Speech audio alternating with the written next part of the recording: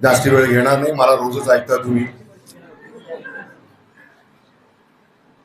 महाराष्ट्राचे आराध्य दैवत छत्रपती शिवाजी महाराज, भारतीय घटनेचे शिल्पकार डॉक्टर बाबासाहेब आंबेडकर, शेतकरी कष्टकऱ्यांचे कैवारी नारायण नागू पाटील, स्वर्गवासी प्रभाकर पाटील, आणि आज ज्यांची 98वी जयंती आपण साजरी करायला इथे उपस्थित आहोत, लोकनेते ॲडव्होकेट दत्ता पाटील यांच्या पवित्र स्मृतीस विनम्र अभिवादन करतो.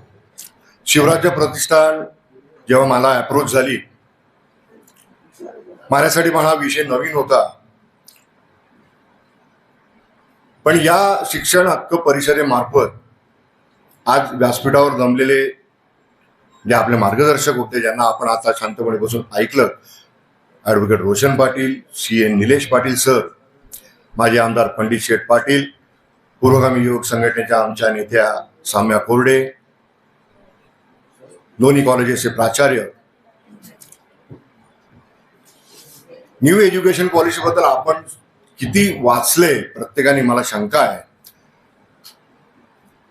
नेटवर गुगलवरती अवेलेबल आहे, जरा वाचावं. जरी आपण आता TY ला आला असाल, SY ला असाल, आपले घरी भाऊ बहीण जे आता पुढे शिक्षण घेत आहेत, त्यांना कोणत्या दिव्यातनं जावं लागतं याची जरा थोडीशी माहिती आपण घेतली तर बरं होईल.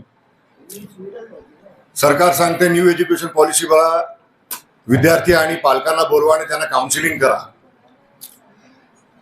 आम्ही पालकांना घरी फोन केले का विद्यार्थ्याला वाटतं आपली तक्रार करायलाच फोन केलेला आहे, पालक येतच नाहीत मीटिंगला. असं होता कामा नये.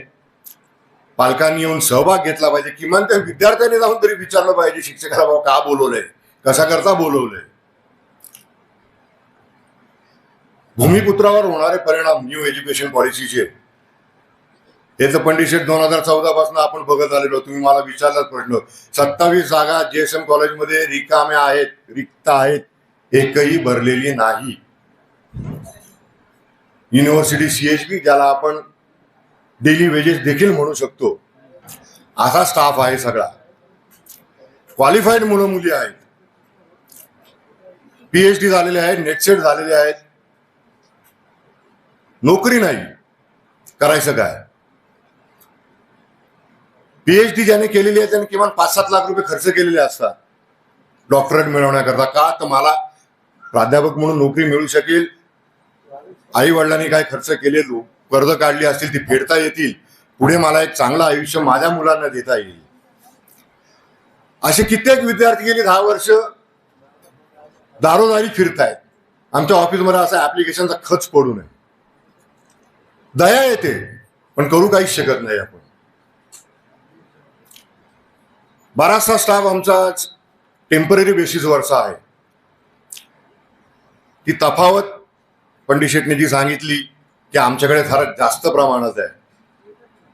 प्राध्यापक लेवलच्या माणसाला आज 2.5-3 लाख रुपये पगार आहे, आणि तोच बिचारा माझा पंकज करत आहे, त्याला मी 10 का 15 हजार रुपये देतो. तेच क्वालिफिकेशन आहे, ती सुरभी बसले तिथे तेच क्वालिफिकेशन आहे. पण अशा परिस्थितीमध्ये देखील गेली 10 वर्ष पंकज या कॉलेजमध्ये आहे. का तर त्याचं शिक्षण क्षेत्रावरती प्रेम आहे. प्राध्यापिका सुरभी वाणी 2 गोल्ड मेडल आहेत कॉलेज जीवनात. आज मराठी विषयाची आमच्याकडे प्राध्यापिका आहे, NSS मधनं आलेली कार्यकर्ती आहे, छान मुलगी आहे. BEd कॉलेजेस बंद पडायच्या मार्गावर आहेत. तुम्ही नोकऱ्याच देणार नसाल, नवीन शैक्षणिक धोरणामध्ये जर तुमच्याकडे नोकऱ्याच नसतील तर मुलांनी हा पेशा पत्करावा का? तुम्हाला माहिती आहे का, फर्स्ट इयर सायन्सला जर तुम्ही आता न्यू एज्युकेशन पॉलिसीत ऍडमिशन घेतली, केमिस्ट्री घेतलं, पुढच्या वर्षी तुम्ही आर्ट्स देखील करू शकता, कॉमर्स देखील करू शकता, आणि त्याच्या पुढच्या वर्षी पुन्हा येऊ शकता जुन्या विषयाकडे. तुम्ही काय शिकणार, त्यातलं किती समजणार, त्याचे क्रेडिट पॉइंट्स आहेत, ज्याची बँक करायची आहे म्हणे. ABC काय आचार्य सर, ABC ही आम्ही करायची आमच्या कॉलेजने. मुलगाचं सोडून दुसऱ्या कॉलेजला गेला तर त्याही कॉलेजने करायची, तिकडनं तो सोडून आमच्याकडे आला किंवा तिसऱ्या कॉलेजला गेला तर त्यांनी पण करायची. ब्लाइंडली फॉलो केलेल्या आहेत, काही फॉरेनच्या गोष्टी ज्या आहेत त्या ब्लाइंडली फॉलो केलेल्या आहेत. त्याचं इम्प्लिमेंटेशन आपल्याकडे खरंच होऊ शकतं का, याबाबत कोणीही अभ्यास केला नाही.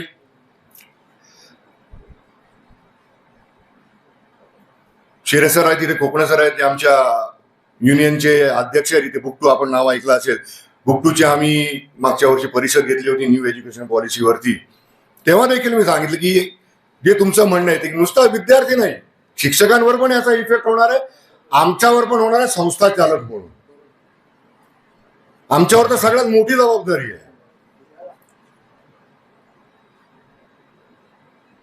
हा विषय गांभीर्याने घेण्यासारखा आहे. थोडंसं कुठेतरी तुम्हाला वाटलं असेल की 2 तास आपल्याला इथे बसवून ठेवलेलं आहे, पण ऐकलं तुम्ही आज.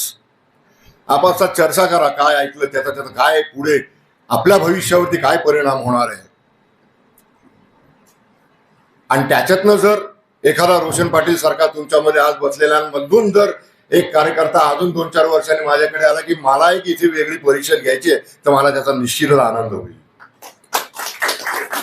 आजच्या कार्यक्रमाला शिवराजपतीसांचे ॲडव्होकेट रोशन पाटील, निलेश पाटील, त्यांच्याबरोबर त्यांची अख्खी टीम, सौम्या कोरडे, आमचे लाडके नेते सन्माननीय माजी आमदार पंडित शेठ पाटील, JSM कॉलेजच्या प्राचार्य डॉक्टर सोनाली पाटील, लॉ कॉलेजच्या प्राचार्य ॲडव्होकेट नीलमजी हजारे, आपण सर्व प्राध्यापक, विद्यार्थी, शिक्षकेतर कर्मचारी यांनी हजेरी लावली, आपली उपस्थिती दर्शवली, शांतपणे सर्वांचं म्हणणं ऐकून घेतलं. आणि खऱ्या अर्थाने मला जी अपेक्षा होती ती आदरांजली आज दादांच्या 98व्या जयंतीनिमित्त आपण सर्वांनी मला सोबत करून दिली. याबाबत आपल्या सर्वांचे आभार मानतो आणि आजचा कार्यक्रम, आजचं हे शिबिर संपलं असं जाहीर करतो. जय हिंद, जय महाराष्ट्र.